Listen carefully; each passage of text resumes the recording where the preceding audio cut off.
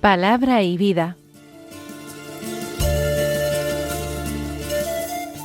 Con el padre Manuel Horta, desde Sevilla.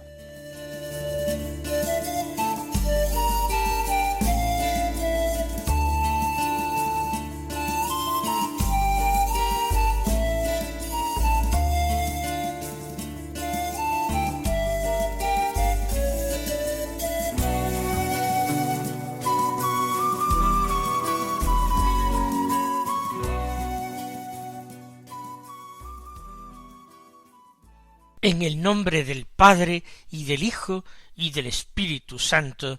Amén. Alabados sean Jesús y María. Muy buenos días, queridos amigos, oyentes de Radio María y seguidores del programa Palabra y Vida.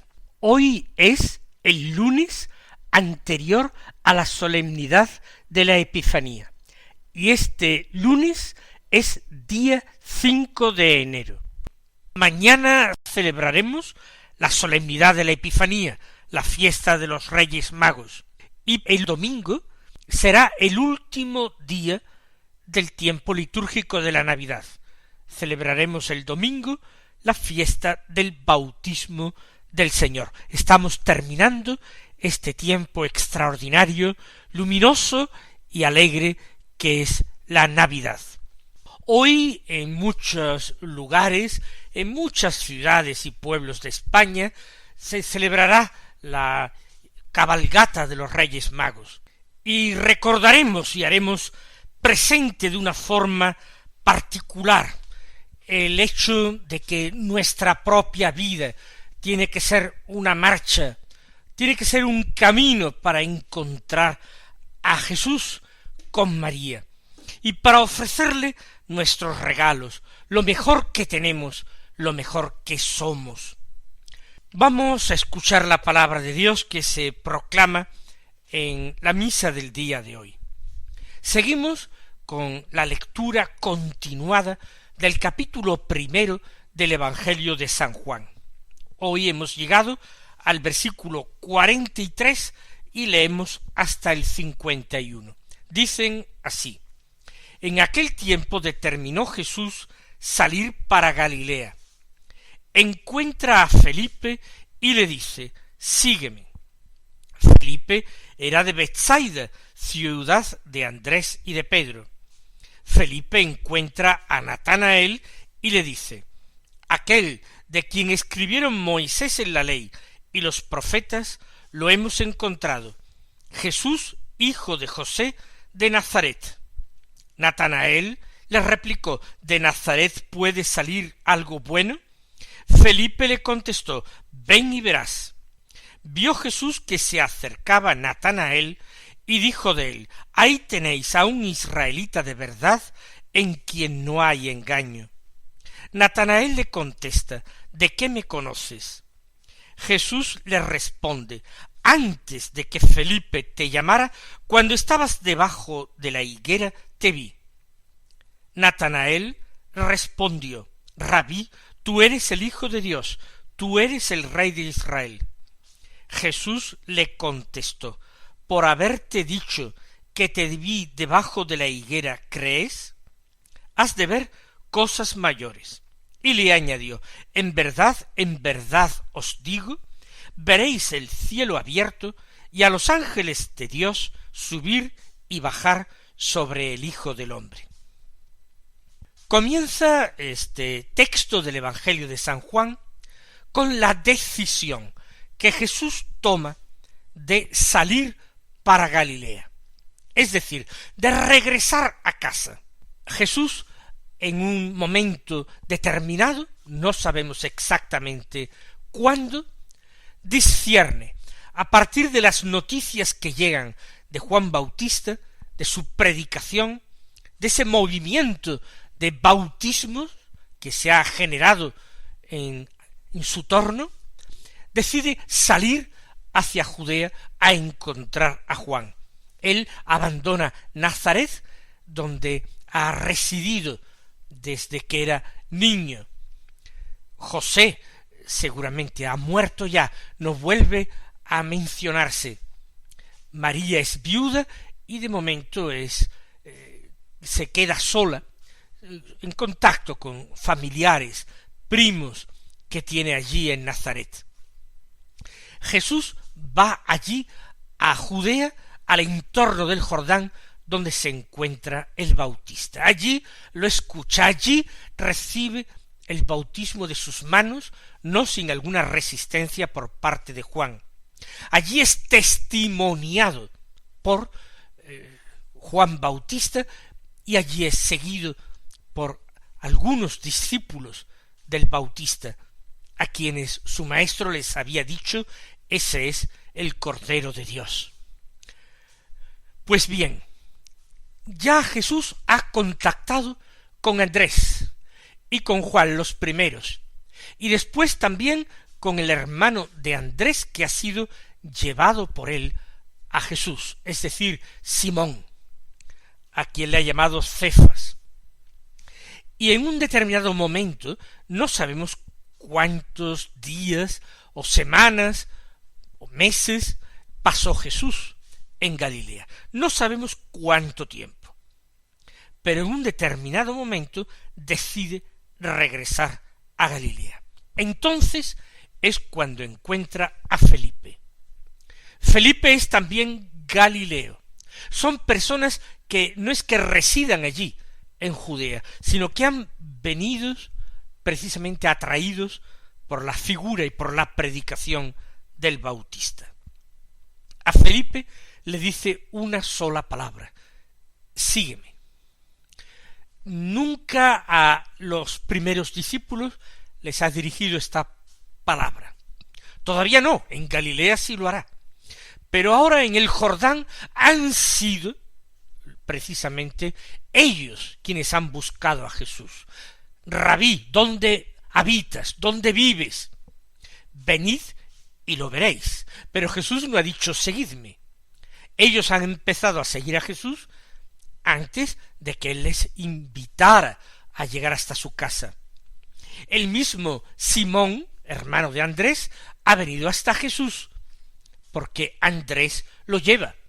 No es Jesús quien le ha dicho sígueme. Felipe es el primero a quien Jesús se dirige para decirle sígueme. Y Felipe dice, era de Betsaida, ciudad de Andrés y de Pedro. Era paisano de ellos y con toda seguridad conocido de ellos. Algo debió ver Jesús en Felipe. Un hombre recto, un hombre sencillo, un hombre de una ingenuidad casi como la de un niño. Alguien que debió ser muy amado de Jesús y a quien hacía falta darle ese pequeño empujón. Quizás no hubiera tenido decisión propia para irse tras Jesús. Quizás no se hubiera sentido nunca digno para ello. Quizás se hubiera quedado más tiempo o mucho con Juan Bautista, hubiera sido del número de los discípulos del Bautista hasta la muerte de esto. Pero Jesús le dijo, sígueme, y ya no hubo vacilación, no hubo ninguna duda y tampoco hubo marcha atrás. Nosotros vamos a pedirle al Señor que nos conceda esa gracia múltiple que concedió a Felipe. En primer lugar, la gracia de escuchar la llamada de Jesús. Hay que tener los oídos muy limpios del ruido del mundo. Hay que tener mucha atención a la voz interior para percibir la llamada de Jesús con esa nitidez, con esa claridad, con esa urgencia. Una llamada de Jesús que tiene un carácter extraordinariamente personal. Sígueme, sígueme tú, independientemente de todas las circunstancias que te rodean, independientemente de todas las personas que están quizás muy cerca de ti y que no han sido llamadas como tú. Y también el Señor concede a Felipe la gracia no sólo de escucharle con claridad, sino la gracia de ser generoso, de jugarse la vida totalmente, arriesgar por Jesús, la gracia de creer y la gracia de entregarse. Le pedimos al Señor que estas gracias dadas a Felipe sean abundantes también en nuestra vida a lo largo de este año nuevo que estamos empezando a vivir. Pero el llamado Felipe no se conforma con seguir a Jesús.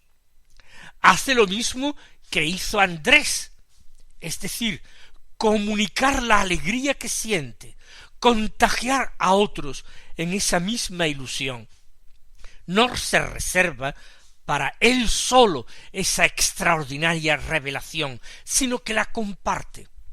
Ya decíamos nosotros ayer que una alegría grande, cuando es auténtica, cuando es verdadera, es imposible guardarla uno para sí solamente. La alegría es expansiva, es comunicativa.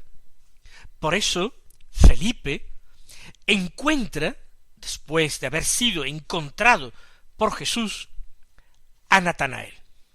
El texto dice: Jesús encuentra a Felipe y le dice. Es Jesús el que encuentra a Felipe. Felipe se descubre encontrado por alguien que le buscaba previamente. Pero ahora él es el que busca, el que encuentra. Encuentra a Natanael. Felipe comienza a realizar la misma actividad que Jesús. Y le dice a Natanael: aquel de quien escribieron Moisés en la ley y los profetas, lo hemos encontrado. Jesús, hijo de José de Nazaret. ¿Quién es aquel de quien escribieron Moisés en la ley y también los profetas? Indudablemente el Mesías.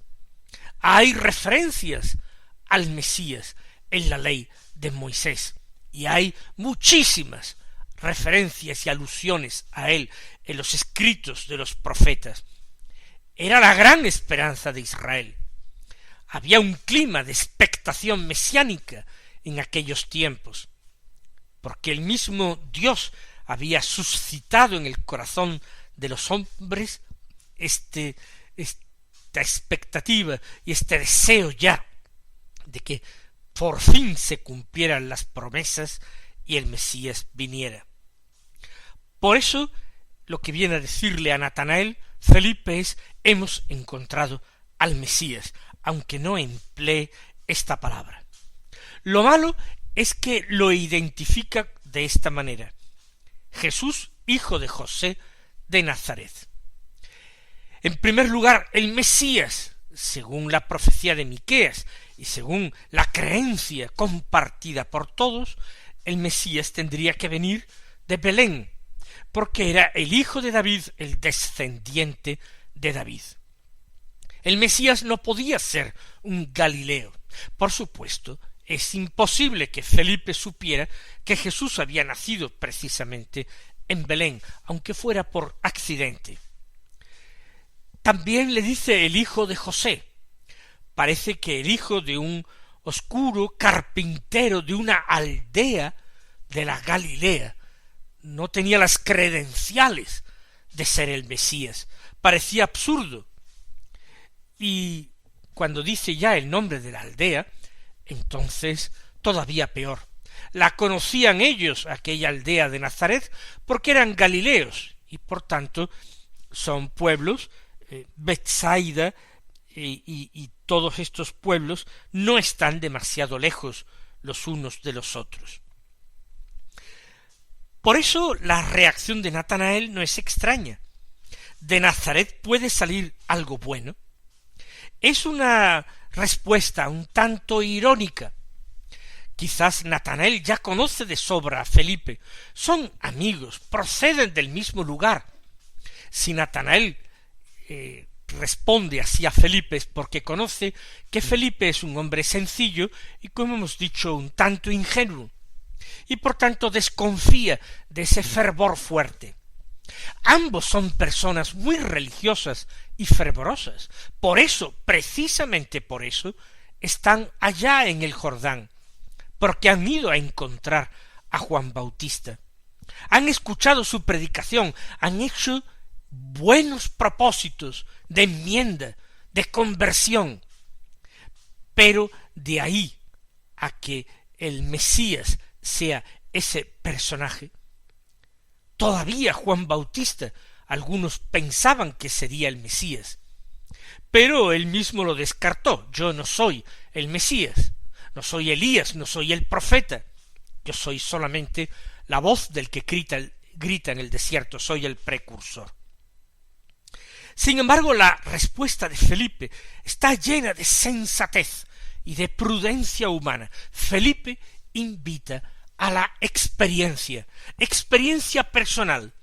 Ven y verás.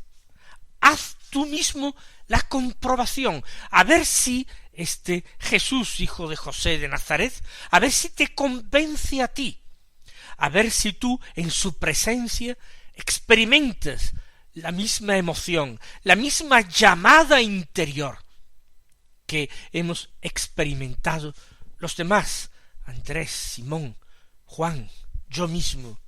Ven y verás. Y vio Jesús que se acercaba Natanael. Ahora de nuevo Natanael es alguien que va al encuentro de Jesús, como habían hecho Andrés, Juan, Simón, pero antes de que llegue, Jesús lo ve, y Jesús es el que va a encontrar a Natanael. Lo va a encontrar en su situación, en sus virtudes, en su fervor, en su conversión. Lo va a encontrar también en su desconfianza, en su escepticismo. Jesús elogia a Natanael desde el mismo instante en que lo divisa. Ahí tenéis a un israelita de verdad, en quien no hay engaño. Israelita de verdad quiere decir un verdadero creyente, porque Israel es el pueblo fiel. Israel es el pueblo de Dios, el pueblo a quien se le han hecho las promesas, el pueblo que pactó con Dios una alianza en el Sinaí. Israelita de verdad, que guarda ese pacto, que recuerda esa alianza, que da culto al verdadero Dios de Israel, rechazando a los ídolos. Israelita de verdad es el hijo, el descendiente de Abraham, el hombre de la promesa. Israelita de verdad es quien se fía de las promesas hechas por Dios a su pueblo. Israelita de verdad es el hombre recto y obediente. Es el hombre de corazón profundo que aprende a meditar la propia historia, los propios acontecimientos, descubriendo en ella el querer de Dios y la voluntad de Dios que se manifestaba poco a poco, generación tras generación. Todo eso dice Jesús de Natanael al llamarle israelita de verdad, en quien no hay engaño. Tanto es así que Natanael mismo se sorprende, que diga semejantes cosas el Señor de él, cuando aparentemente nunca se han visto, no se han tratado, no se han conocido. Es un perfecto desconocido. ¿De qué me conoces?, le dice. ¿Quién te ha hablado de mí? ¿O es que acaso nos hemos encontrado en Galilea en alguna ocasión? ¿De qué me conoces? El verbo conocer en la Biblia tiene varios significados. Conocer no es solamente tratar superficialmente a una persona. Conocer es empleado desde el libro del Génesis para referirse incluso a la unión sexual entre los esposos. Adán conoció a Eva, etcétera. Los patriarcas conocieron a sus esposas y engendraron hijos con ellas. Pero conocer es también captar algo del secreto de la persona, descifrar el misterio de un individuo, de un ser humano, ¿de qué me conoces? Y Jesús responde, antes de que Felipe te llamara, cuando estabas debajo de la higuera te vi. Por tanto, lo decisivo no ha sido la llamada de Felipe. En el fondo es Jesús quien lo ha llamado, aunque lo haya llamado a través de Felipe.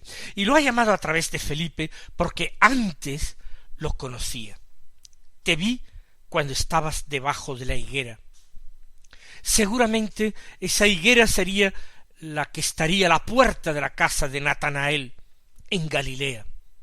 Seguramente es en la oración donde Natanael, hombre piadoso, israelita de verdad, ha sentido la mirada llena de amor, cargada de ternura y reconocimiento de Dios sobre él. Y ahora Natanael descubre en los ojos de Jesús la misma mirada de Dios con que él se ha visto contemplado. La mirada de Jesús es la mirada de Dios.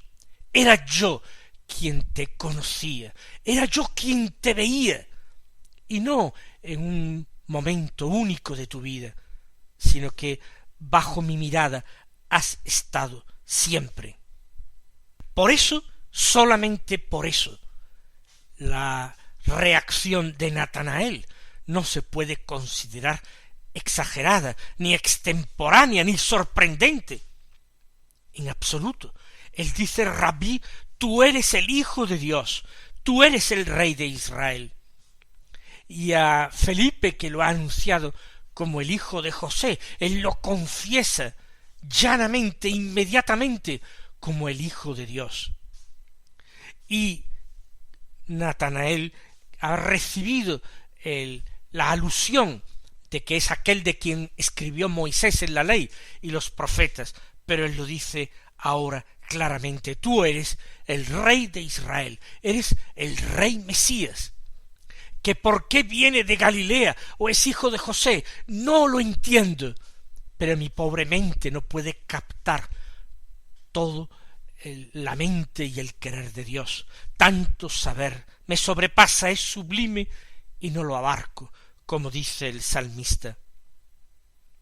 Y Jesús acoge esa fe espontánea, grande de Natanael. Por haberte dicho que te vi debajo de la higuera, ¿crees? Has de ver cosas mayores.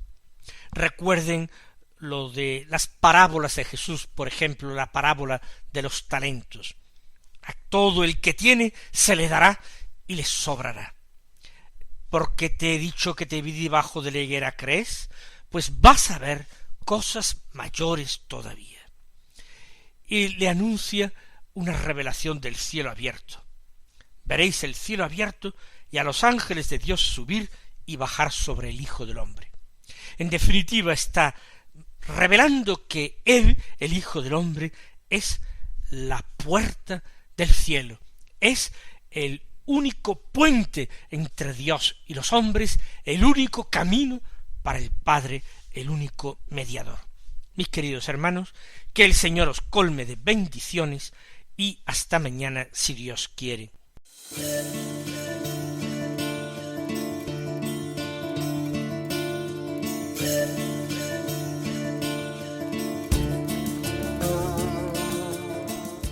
Han escuchado en Radio María Palabra y Vida, un programa que dirige el Padre Manuel Horta.